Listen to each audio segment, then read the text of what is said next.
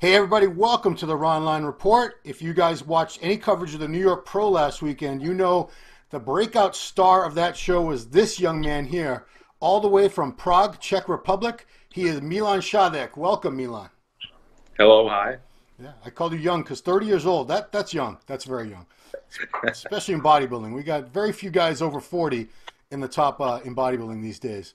So, Yeah, but still, when I competed as a junior, it sounded better. yeah, of course, I'm sure everyone's always so psyched when someone's so young, but everybody gets older. Every year you get a year Yeah, older. yeah, yeah, and that was happening just right to me because everyone like you are so young, and I'm not a junior anymore. I'm 30. No, I mean, And I'm bald.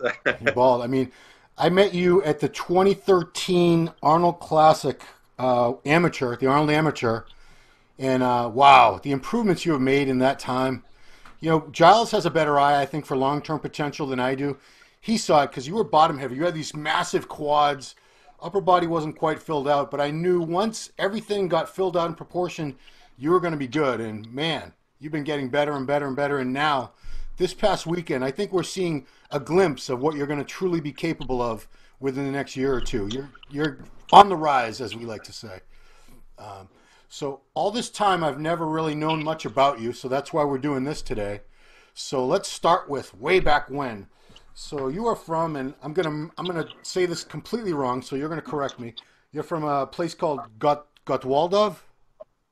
Wow, it Gottwaldov. used to be called Gottwaldov, but they renamed it after the communism. So it's actually called Zlín, Zlín. but pretty good job. Wow. Zlín Kaj? What's Kaj mean? I'm just One going more by what time. was it said on your Facebook from Gottwaldov Zlinsky Kaj. So I'm just going by that. Anyway, it's somewhere in Czech Republic. Let's put it that way. Yeah, yeah. And yeah, you started training very young, but were you athletic? Were you into sports even before you started training? You know, I think I was pretty good at every sport I tried, Hmm. but I began with some Aikido, Judo, and Jiu-Jitsu. Yeah. After that, I tried bodybuilding. I was like 13, 12, 12. I was 12, and I wanted to look muscular. My dad was used to be a bodybuilder, and he trained in a gym like 3, 4 times a week. Hmm. So sometimes he took me with him to the gym, and I knew the environment and the people with the muscle, and I wanted to look like them. So that always fascinated me. Yeah. And also we watched Arnold Schwarzenegger movies. Yeah. That also impressed me, and I think it influenced my life because I wanted to look like my dad, and started training at the age of 12. Wow. He took you to he trained you, right? He didn't let you just run free. No, he trained me, just well, some base movements, but not with a high weight. Hmm. So it was controlled. It was not incorrect. Right. So it was pretty good for me, and I slowly got stronger, Yeah. and every day I felt that my muscles are sore. I felt like I'm changing. That was something that moved, that helped me to continue this journey. And when I was 13, my friend asked me if I want to try bodybuilding competition. Hmm. So I asked my mom, can I do it? Yeah. She was like, okay, why not? At 13 And years old. yeah. So the first competition was when I was 14. Wow. I was 3 months in a preparation, and I took second at the show. And in my mind, there was something like, if I trained harder, I could be the first. Yeah. And that was just the beginning of all of this. Well, let's back You know. up. Your father, how far did your dad take bodybuilding? Did he ever compete? Yeah, he competed, but it was some local shows. Okay. You actually But also, still, yeah, go ahead. he looked like a superhero compared to other fathers. Huge muscles, huge biceps, and I mean, I love that. anytime there's genetics run in families, so it sounds like most of your genetics came from your father, not your mom. I think probably it's a combination. It's a good combination. Okay. You also told I saw something about you once in an interview where you said you were only 13 maybe, and the gym that your dad took you to had a picture of Kevin Levrone on the wall Yeah, really that made a big inspiration for you. Do you? yeah, exactly. Arnold Schwarzenegger and Kevin was the role models for me because the Kevin Levrone still is, someone I look up to, Yeah. and I saw his training videos when I was like 15 or 16. Mm. It was on VHS cassettes. It was crazy, man. Yeah, It was yeah. crazy. I mean, that's the Maryland For Muscle me, he Machine. That's a was the best classic. bodybuilder. He was the best bodybuilder until Ronnie Coleman. And Yeah, I mean, a lot of people still, it's all a matter of opinion. Some people think Kevin had the best physique of all time. Some people say Flex Wheeler. Some people say Ronnie. Everyone's got their own opinion. yeah. I'm just curious, what kind of results were you getting at like 13 years old? Did you start growing muscles quicker than like an average 13 or 14-year-old kid would? Yeah, probably, but it's hard to compare because when I was like 15 or 16, Hmm.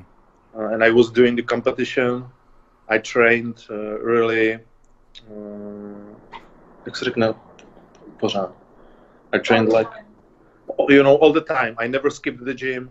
I always was on the schedule with my meals and Hmm. Wow. everything. So other guys was like, okay, there is a competition, I need to train, and after that they took a half a year off.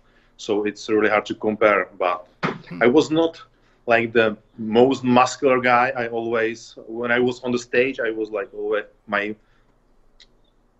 I was always better with my physique and the muscle bellies. Yeah. I look just bigger than I was. Right, right. And that's why I beat many of the guys.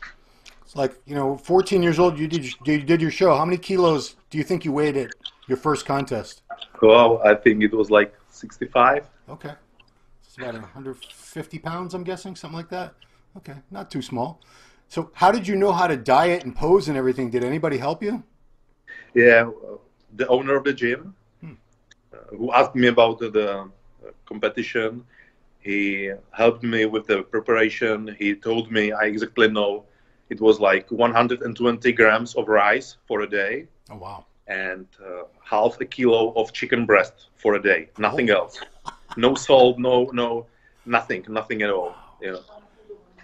And with the posing, he also would help me, because he competed for I think about 5 years. Yeah. So he had experience and he just helped me. So you're going to school this whole time. Did you have to like take your food to school with you? Yeah, of course, they made a fun of me, because every time I had my, meals with me and other guys ate everything, like bullshit, and they, I ate rice cakes Yeah. and tuna. They made fun of me. Right. But a few years later, almost the half of the class had the rice cakes. They wanted to look like you. I understand. Yeah, probably. So at what point did you realize, or did somebody tell you that you had maybe a special gift for this, that you could go far if you really worked long and stuck with it? It's pretty hard to say because everyone in that time told me not to be so focused on the bodybuilding because it will ruin my life. That I will try to do something what is impossible because they told me, you are not American, you are not a Russian, you are not special. You will never be the pro bodybuilder.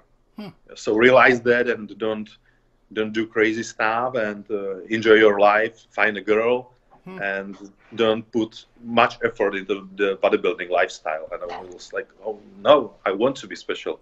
You are not supposed to tell me what I'm capable of. Right. So that was my dream, to look like Kevin Levrone, and I always, believed in that. What about your father? And I'm really stubborn. Did your dad encourage you, or did he not want you to continue with it? My dad and the whole family encouraged me every time. Yeah, but other people who had experience with the bodybuilding, in some level they failed. You know, they was like 55 years and they failed and they just quit and told me, you know, you will always quit because you realize it's not, you will never earn money from bodybuilding and stuff like that. It's pretty hard in our country to make money through the sport. I mean, I'm trying to think of pros from Czech Republic. I know for many years I used to follow Pavel Jablonský. Yeah, he was very good for many years. He's a legend. He's a legend. He started competing in the early 80s, I think. And, he didn't retire until maybe like, 10 years ago. So he was probably. And I know for women bodybuilders, there's been a few very good pro bodybuilders that came out of Czech Republic, but it's not a very popular sport over there. Is it hard to find like good gyms and supplement stores, things like that? We have a pretty good gyms and supplement stores, everything, but our country loves football and hockey. You know, ice hockey. So I mean, even in the USA, people in the USA don't love bodybuilding. Trust me, they don't. I know, but the people, when I met someone in a like supermarket or store, you know, they look at me in the USA and encouraged me like, wow, you look good. What should I eat to look like you? But in our country, when they meet someone muscular, they are like, he's using steroids and he's imbecile and the usual. You know. The usual. Okay. So let's see. You competed. You competed as a junior very successfully for a long time. 2007, you were the IFBB World. You were the runner-up in it was classic bodybuilding where you started off. Yeah, it was classic bodybuilding because the guys in the next category was like 70. It was like 75 kilos and over, you know, like open. Right. And I was 76.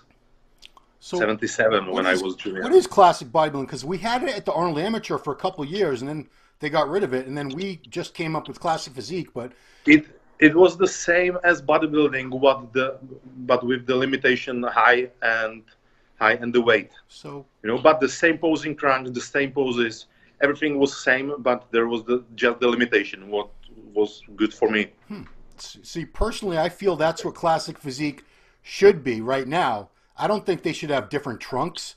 Yeah. I don't think they should have to not. They don't do a rear lat spread. They don't do a front lat spread. They don't do a most muscular. They don't do a side tricep. You know, you guys over in Europe, you guys have it. They were doing it right for many years. I don't know why we didn't just copy the same exact format, because I think it's perfect. So that's. I think the same.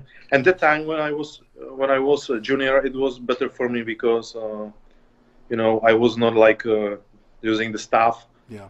What the others did. Right. So I was not so huge. Right. But I was like muscle quality and the category classic physique was good for me. Classic bodybuilding, which is I like classic that name. bodybuilding. I like that name better. I wish we called classic physique classic bodybuilding. Again, I don't know why we had to make it different. So let's see. You did the IFBB World in 2007. Took second in classic. You did it again in 2008, got fifth. 2009, you got second again. 2009, the European Amateurs, also classic, sixth place. 2012, by now 2012, you were competing as a bodybuilder, and you were in the heavyweight division. Is that right? It says because I needed to. I had a break for almost 3 years. Yeah. Because I need to finish my high school. And that was the time I realized I need to be one of the best. You know, that I need to move up to the men's real bodybuilding. Yeah. So I gained like 20 kilos from 75, 76, which I was in 2009. Yeah. And 2012, my weight was 95 kilos at the stage. Nice. Now, were certain body parts always a little harder for you to build? Were legs always easy for you and other things were more difficult? Like what body parts have been the easiest and which ones have been more of a challenge for you?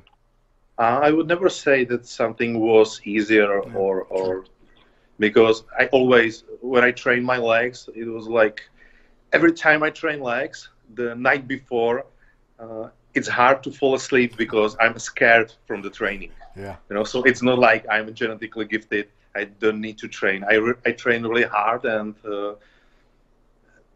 I do, everything consistently. I never skip a leg day, never skip the back day. It's every time the same.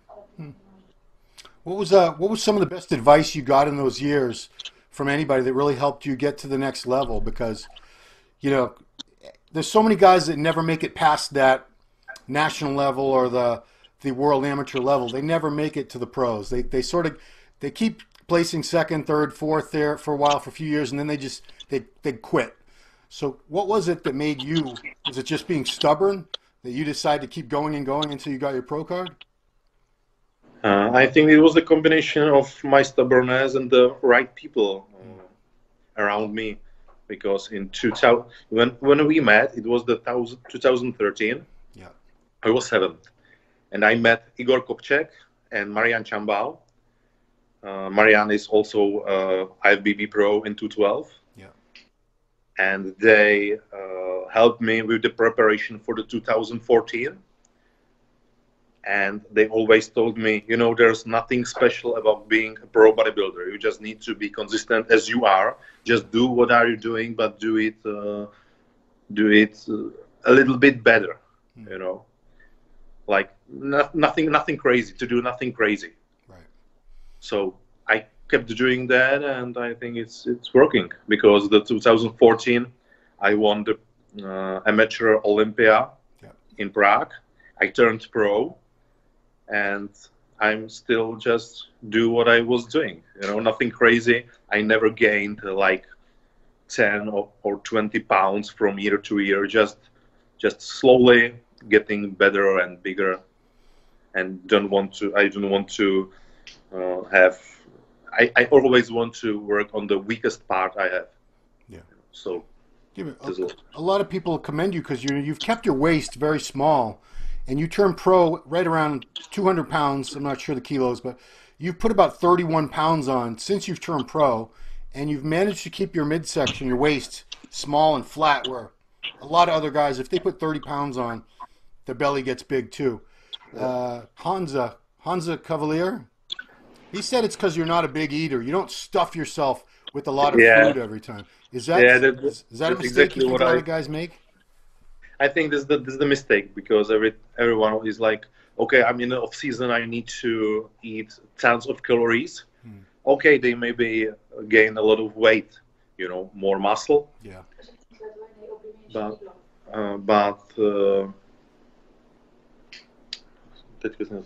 sorry, my wife is talking. Is whispering something, and I'm not focused.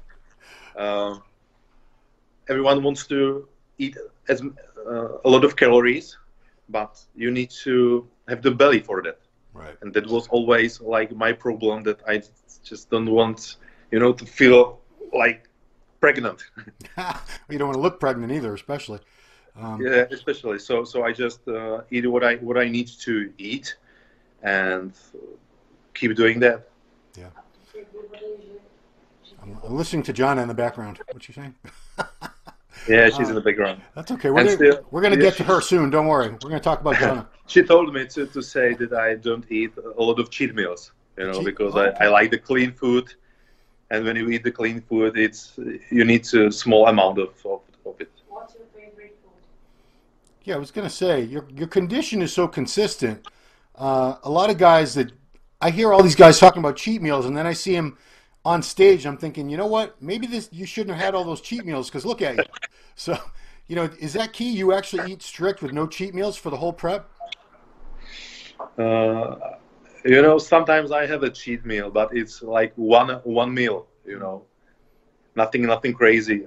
When it's everything as it should be, as following the plan, and the body is getting better, yeah. I know I can eat, like one pizza or one sushi meal. Yeah. And that's what satisfies me. I don't need to fool my body with the junk. Yeah. I don't eat the whole day. It's like 1 hour, and not overeating. Just for for the feeling I can, you know. So you're not eating like a whole pizza or like 3 cheeseburgers. No, no, no. Okay. A half of pizza, 1 cheeseburger, and that's all. Right on. Something like that. So, you know, everyone's has had challenges in their career that you don't always know about. You can look at a guy and not realize he's had injuries. Maybe he had financial problems earlier in his life that he had to deal with. What are some of the challenges that you have had to face that maybe a lot of people would not even know about? You know, I had 3 hernia surgeries. Wow. Yeah. Wow, 3. Yeah, 3. One was in 2010, second 2012, yeah, and the last one was 2016. Wow. So that's why I skipped the 2016 season. Yeah. But also I had some, you know, like family problems, but I don't want to talk about it. Oh, that's fine. Yeah. Yeah. But yeah, 3 You hernia know, surgeries. I think everyone had some dark parts of the life that they need to keep in a secret. Right. But let's say it was not always just the rainbows. Right. Well, life's only like that on TV shows, not real life. So, so let's talk about the career. You went to the 212 division is where you started, and you were pretty successful almost right away. Charlotte Pro, you won that. That was only maybe your like 3rd or 4th pro show, if that, I think. It was my 3rd pro show. My first pro show was 2015 in Evels Prague Pro. I was 5th. 1 week later, I was in Phoenix, but I was supposed to do 212. Right. But at the airport, Honza Cavalier sent me the list of competitors. Yeah. And there was so many guys in 212 and like 10 or 12 guys in the open, and I was like, maybe I will try to do open just to see how I look between them, you know. Yeah. So I called my coach from the Amsterdam. You know, it was like I was flying for the show. Yeah. And I called him, I would like to switch the category. And he was, oh shit, okay, so let's do that. So I tried the open. It was the 2nd show, and the year later, 2016, I was like, okay, I know I can win a 212 show, so I will do what I can. And I got a hernia surgery, so it ruined my plan. But when I was at the hospital, the whole time, it was in my mind like, okay, the next year is mine. You know, I was convinced that I'm gonna win. Well, I didn't know what show, but I knew the next year I will win some 212 show. And you did. And it happened just for the first time at the Charlotte. So let me go back to Phoenix. You ended up placing 7th in the Open. When you saw all the 212 guys, did you regret it, saying, man, I could have beat most of these guys. I should have just done the 212. No. Yeah? Okay. I will probably, I think there was a possibility I would win the 212. Yeah. But still, I just wanted to try to stand with the open guys. Right. You know. And you did. The something inside me is like I always want to improve. I want to grow.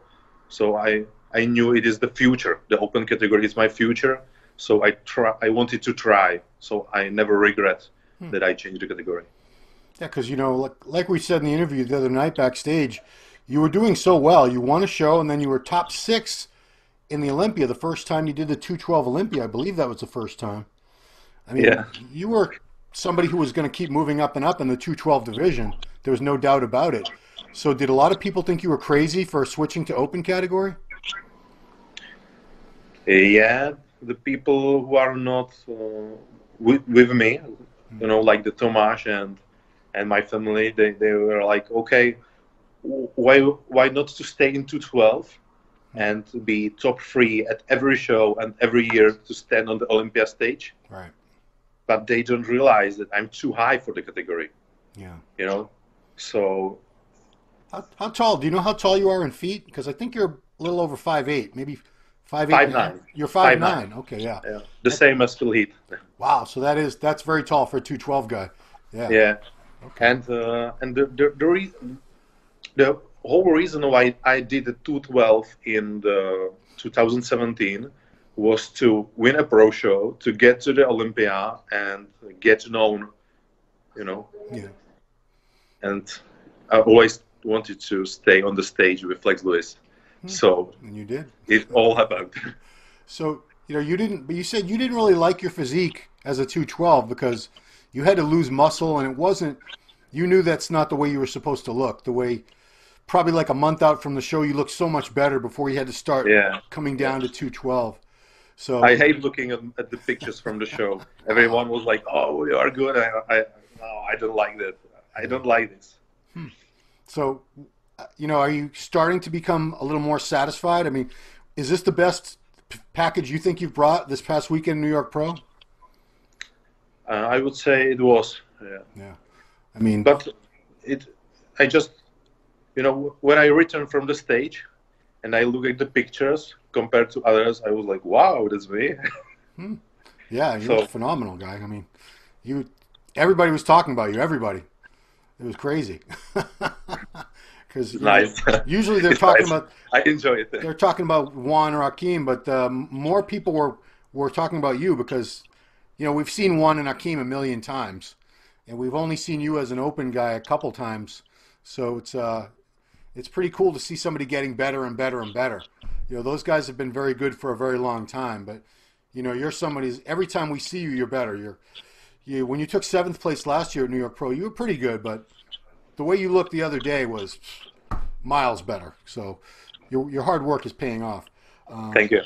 So I looked at your Facebook, and you're definitely into your car. It seems you have it's not just a regular Dodge Challenger RT. It looks like you've done some modifications to it. What have you done to that thing? Just this little modification. I tinted the windows, so it's really black. Yeah. And I put a valve on the exhaust system, so it sounds much better. Yeah. It is Challenger SRT 392 with 6.4 liters. But man, I love the car. That's bodybuilding, my car, and my family. Wow. Do you know how to do you work on your car yourself? Do you know how? No, but now I have a friends which own the same car. Yeah. So we made a like gang.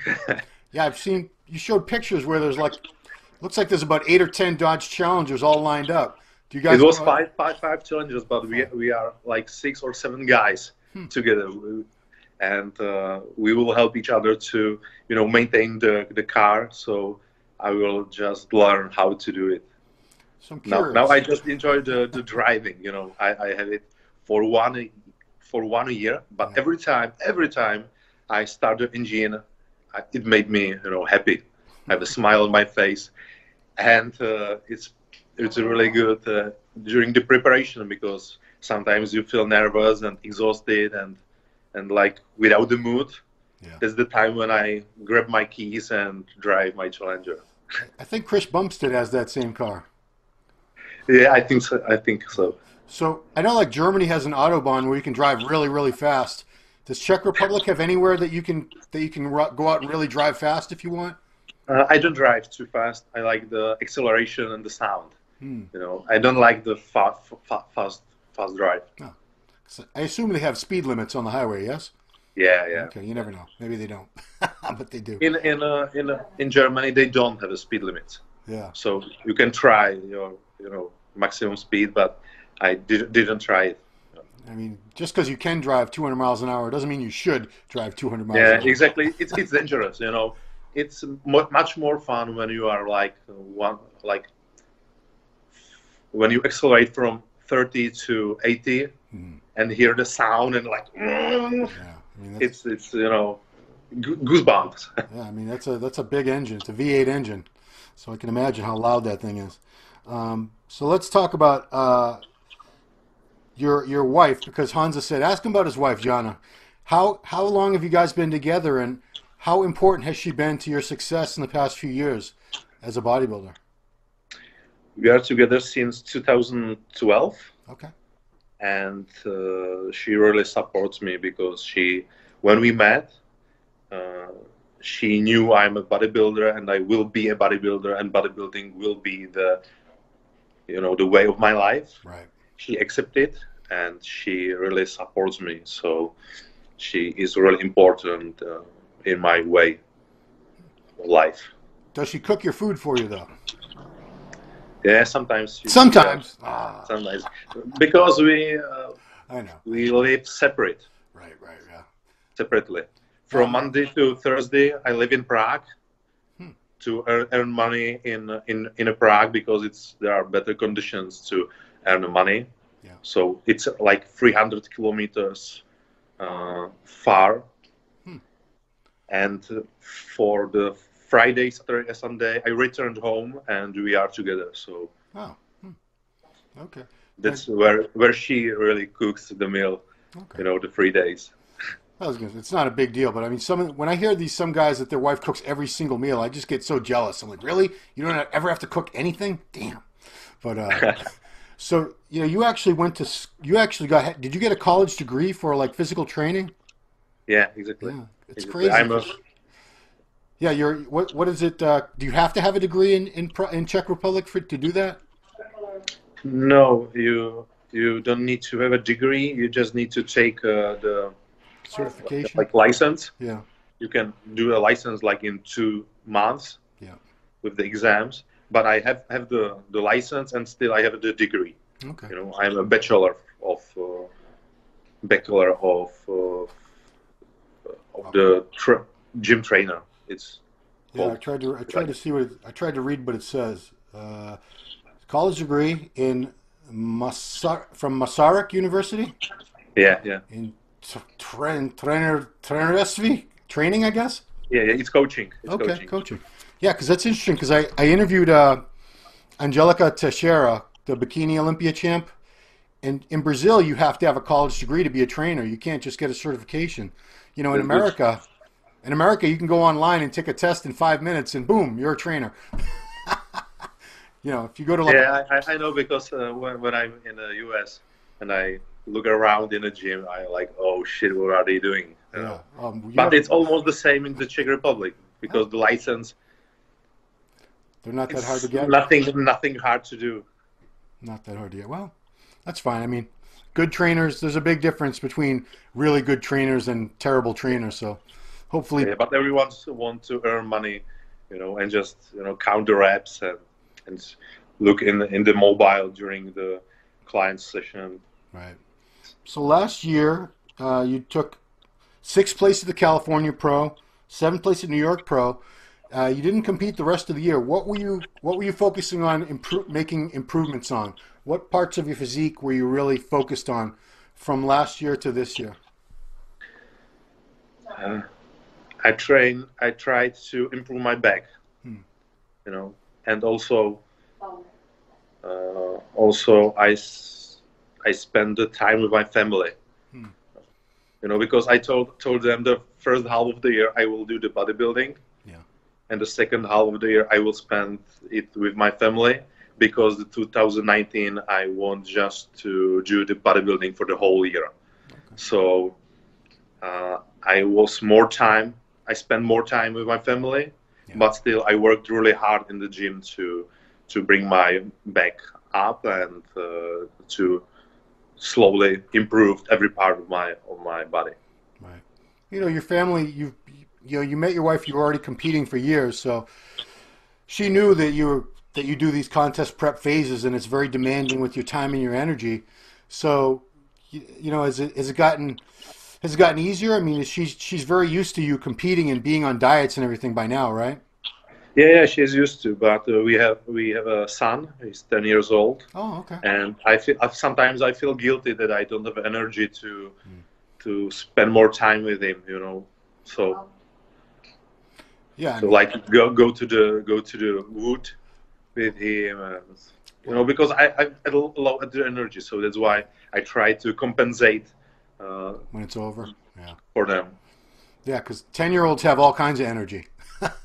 Yeah, They don't I'm get always tired. like, what are you using? Because Yeah. you are like on ephedrine or something like that. Oh yeah, they don't need Crazy, anything. it's They don't need crazy. caffeine, nothing. They got natural No. energy all day Yeah, long. and when it's the evening, they just Conk like out. switched and fell asleep. And fuck, I wanted Don't you to. wish you could do that? Yeah, yeah. Man. So right now you're in Puerto Rico. You're going to be competing this weekend at the Puerto Rico Pro. If you win this, that's your Olympia qualification. Would that be it for you until the Olympia? Actually, just 2 or 3 hours ago, I texted this to my coach, Okay. and he was like, "Okay, if you win, it's the over, right?" And I want to compete, So I need still. I'm not decided. I haven't decided yet. Well, looking at the shows that are coming up. You got Toronto a week after that. You got one in the United Kingdom at the end of June, but that's kind of a long time to stay in your diet. Is it? That's what's in my plan. The London Oh, show. okay. I mean, have you stayed on your prep that long before? Yeah, 2017.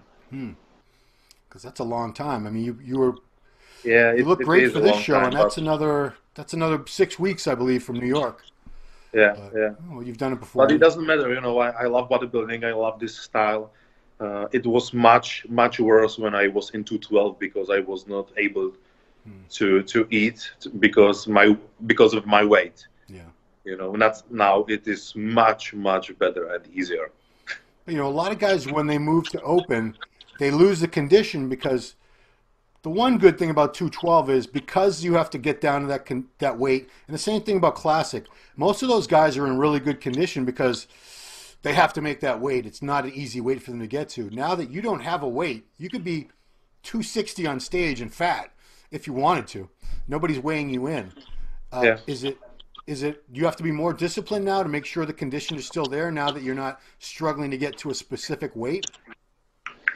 No, the main thing is that I don't weigh myself. Wow. I just like twice a week just to see what is the number like. Yeah. But for example, the last time I was on the scale was the day I left Prague, and right the day after the show. After the New York Pro, I saw a scale in our hotel's gym. Yeah. So I just tried to see what is the number, but it's really not what I'm focused on. Everyone is like, "What was your weight? What was your weight?" I see. I don't know why. I don't care what is the weight. What is important is my condition on the stage. When I see in the mirror that I'm shredded. That's when I'm satisfied. I don't care if it's 2 pounds less or 5 pounds less. Just I think the condition beats the big guys. Oh, I mean, definitely. You beat a lot of guys Because- that were heavier. Yeah, that's the same that Flex Lewis always advised me. You need to focus on your condition. Then you can beat really really great guys if you will be 100% ready. So let's talk about your coach, because your coach is a pro bodybuilder himself, Thomas Buresh. Is he from Czech Republic as well? Yeah, he's from Prague. Yeah. I train in his gym, and the last 12 weeks he was my training partner. Did you have different coaches before him, or has he been the first coach you've ever had? I had Igor Kopček and Marian Chambar for the year 2014. Yeah. And right after that, since I turned pro, I work with Tomáš Bureš, and I'm really really happy with him because he was a bodybuilder. He prepares. He is a coach, so he knows how I feel, and he knows that I need to suffer somehow.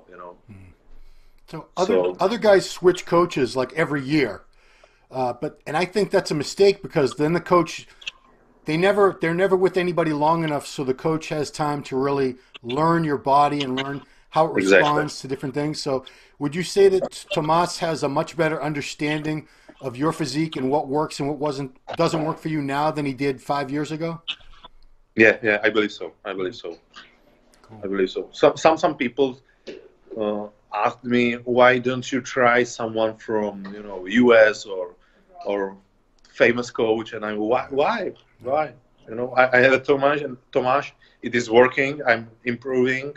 So why to change? Because every time he knows better and better, and it's. I mean, they probably tell you get someone like Chris Aceto, and Chris is a great coach. But would you have looked any better with Chris Aceto coaching you for the New York Pro than Tomáš? I don't think you could have looked any better. You look great. Yeah, that's the same. I know that Chris is the really good coach, but I don't think I would be better because there is no secret formula. It's about the consistency and improve. You were full. You were full and you were ripped. That's pretty much what everyone wants to be. You had the fullness and the condition. That's the perfect combination. How about Amex Nutrition? How long have you been an Amex Nutrition athlete? Wow, Amex is something really important for me because we signed the contract right after the Arnold Classic when I, let's say, lost the competition, and we signed the contract. So I'm 2013, 14, 15, 16, 17, 18, 19, 7 years. Wow. Okay. And it is working. I'm really happy with the products they do and the background I have from them. So yeah, I think the support is really good for our conditions, and I trust them, and let's say we grow together. I know, because Dennis Wolf was an athlete with them, but I don't think he was even with them anywhere near as long as you. You must be the athlete they've had the longest. I think we signed the contract like almost the same time. Maybe he was like half year later after me. Yeah. So. Yeah. So they like you, and you're very happy with them. So it seems like it's a great relationship. It's great company. Really, really good. I had some offers from the different companies, but I'm satisfied where I am. They trust me. They also supported me the year I was like after the surgery, right? The hernia operation surgery. So they always took care of me. Yeah, that's good because a lot of companies, when you're hurt, they drop you like boom. Yeah. That's what I appreciate. They are loyal, and I am a loyal. Yeah. So cool. That's like Milan, we are team. Yeah, I want to give you a chance to thank anybody now that you want to thank, because it's not a team sport, but everyone does have a team behind them. So who's your team? Well, my team is Tomáš Bureš, Lukáš, who trains with us. We are 3 people who train together, and the trainings are awesome. Yeah. Also, I need to thank Amex Nutrition for all support. My wife, my family. I have really good friends that helps me, and also company Crasher. They made for the better grip. Yeah. And there's a lot of people in my closest area that really helps me. Cool. But my wife and Tomáš, they really are really important. And the Amex. I think without the Amex, I would never be as good as I am. The conditions I have are really good, and I can focus on my life, on my lifestyle more. Cool. Well, it's good to have that support, and you're doing your part for them. You're doing very well, improving and placing high, and that makes them look good too. So everybody wins. It's a cool thing. Yeah. All right. Well, I want to wish you very, very good luck this weekend at the Puerto Rico Pro, and then a few weeks later you're going to be in London for that pro show. Good luck there. Thank you. I appreciate you taking the time. I know you must be tired flying all around the world and all this and that. So thank you so much, Milan. Appreciate it. I thank you because it's really important for me to have a publicity and to be in the media. So I really appreciate that you did this with me, and Thank you very much. You're very welcome. All right, everybody. So check him out this weekend at the Puerto Rico Pro. Milan Sadek could be a winner. We'll see what happens. Thanks for watching the Ronline Report, and we'll see you next time.